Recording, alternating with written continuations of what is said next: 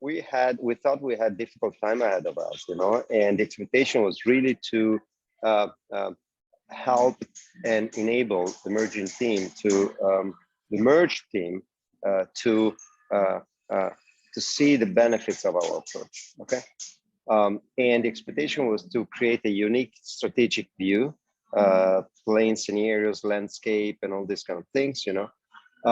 And the result we had was really, really positive, because I recall that there was some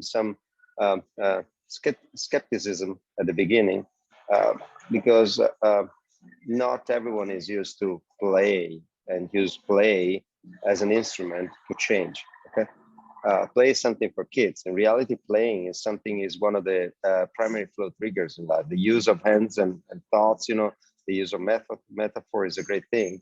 And there was a kind of involvement, cohesion that we didn't have before that, and we were able to really outline the different blockers to the path ahead. I recall that we kept models, so everyone kept the model, and that was kind of something, a reminder, a visual reminder in your desk, in everyone's desk,